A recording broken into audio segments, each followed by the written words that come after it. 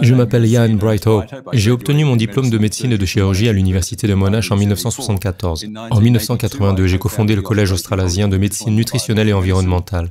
J'en suis resté le président pendant les 26 années qui ont suivi. Le collège a continué à former des praticiens en médecine nutritionnelle et environnementale à la norme du fellowship au cours des 39 dernières années. Je suis actuellement directeur de la médecine nutritionnelle et environnementale à l'Institut national de la médecine intégrative. Sénateur, un virus dont le taux de létalité de l'infection n'était pas pire que celui d'une saison grippale sévère a été annoncé au monde fin 2019. Mes collègues et moi-même avons immédiatement recommandé la supplémentation systématique en vitamine C, D et enzymes minérales pour maximiser la fonctionnalité du système immunitaire. Lorsque le Premier ministre de l'époque a annoncé qu'il s'agissait d'une pandémie, un communiqué de presse détaillant l'importance d'aborder une épidémie avec une population optimisée avec ses nutriments a été publié. J'ai également écrit au Premier ministre, au ministre de la Santé, au médecin en chef, au président de l'AMA et au RACGP et d'autres autorités, à de nombreuses reprises pour recommander à tous les médecins de s'assurer qu'ils testaient et traitaient leurs patients pour l'insuffisance et la carence en vitamine D. Le mécanisme de protection le plus puissant que nous ayons. Des études ont montré que la vitamine D prévient les affections du coronavirus, les complications et les décès dus au virus responsable d'infections respiratoires aiguës graves. La vitamine D a été utilisée avec succès dans le cadre du Covid. De plus, le zinc est également un antiviral connu et il est essentiel à la production optimale d'anticorps et de cellules T. Il a été utilisé avec succès dans le cadre du Covid avec, bien sûr, de bonnes preuves scientifiques. Le dernier nutriment, la vitamine C, est un antiviral, un stimulant immunitaire et l'antioxydant le plus puissant pour les patients gravement malades. Elle est utilisée par voie intraveineuse pour prévenir la détérioration clinique, réduire les taux d'hospitalisation, traiter les complications chez les patients hospitalisés et sevrer les patients des respirateurs, réduisant ainsi les séjours à l'hôpital. Nous avons également recommandé l'hydroxychloroquine et l'ivermectine, deux médicaments éprouvés qui ont été réaffectés à d'autres fins pour un traitement précoce. Toutefois, ces recommandations n'ont pas été appliquées en Australie. Cependant, après de nombreuses lettres aux autorités de publication dans les médias et de réunions Zoom avec différents ministres, mes appels à la prévention et au traitement précoce n'ont pas été suivis d'effet. Si une campagne de distribution appropriée avait été mise en place avec des médicaments connus, sûrs et efficaces ayant fait l'objet d'une réaffectation, la population australienne aurait atteint une immunité naturelle de groupe en toute sécurité. La protection la plus puissante et la plus durable qui soit. Au lieu de cela, les autorités ont paniqué, créé le chaos et la peur, et porté atteinte à l'essence même de notre société et de notre culture. D'autres problèmes graves sont la coercition à la vaccination qui se poursuit à ce jour. L'absence de consentement éclairé, les attaques contre les médecins et les travailleurs de santé qui se sont exprimés, le nombre très élevé de blessures et de décès dus à la vaccination, et en particulier les décès d'enfants australiens provoqués par les vaccins. Autant d'arguments de poids en faveur d'une commission royale d'enquête élargie. Merci, sénateur. En ce qui concerne la présentation et en particulier la référence indexée, pouvez-vous s'il vous plaît indiquer à la Commission si des études épidémiologiques ont été entreprises à partir du début de l'année 2020 et par la suite pour étayer l'idée que le SARS-CoV-2 représentait pour les Australiens une menace existentielle supérieure à tout ce que nous avions connu et suffisante pour justifier de qualifier le SARS-CoV-2 de pandémie mondiale? Merci, sénateur. De nombreuses études épidémiologiques ont été réalisées en 2020, 2021 et 2022. Il n'y a eu aucune menace sérieuse liée au Covid pour les Australiens.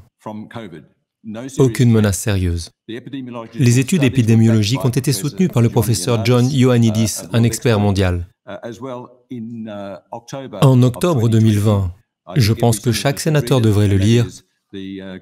Il s'agit de la déclaration de Great Barrington, dans laquelle les plus grands spécialistes d'Oxford, de l'université de Stanford et de l'université de Harvard ont déclaré que les confinements, le masquage, la fermeture des écoles, tout ce qui était lié au Covid et qui était néfaste, ne serait pas du tout efficace.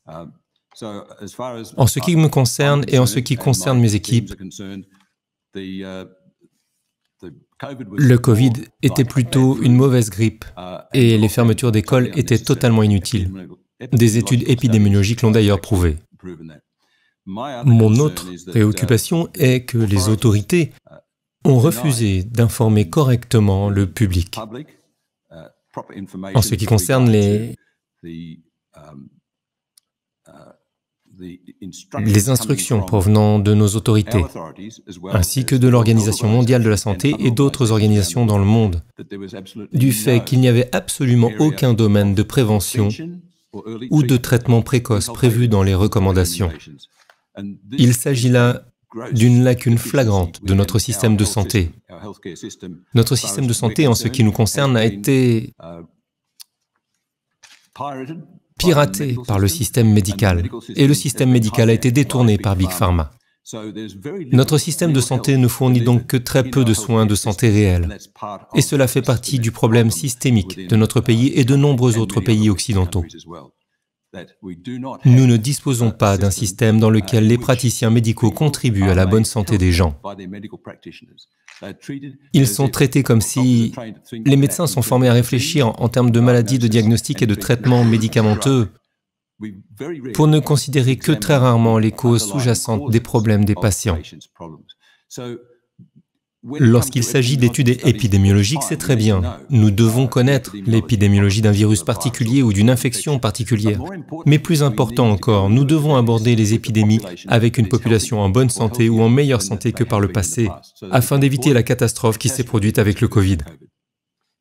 Ce vaccin, si l'on peut appeler ça un vaccin, est une nouvelle technologie appliquée à la quasi-totalité de la population mondiale, sans que l'on ait pu constater des niveaux satisfaisants d'efficacité. Et en fait, ma première réaction lorsque j'ai appris qu'il s'agirait d'un vaccin ARNM a été de dire non, c'est trop dangereux.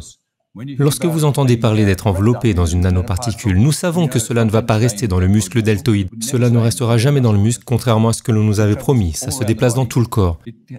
Ça se propage dans le cerveau, le cœur, les vaisseaux sanguins, les testicules et les ovaires.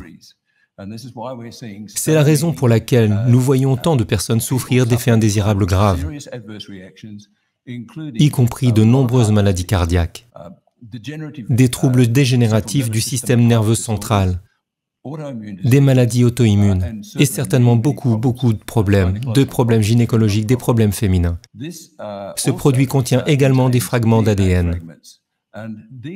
L'ADN et l'ARN peuvent se transcrire et se retrouver dans le noyau de nos cellules, y compris nos cellules germinales.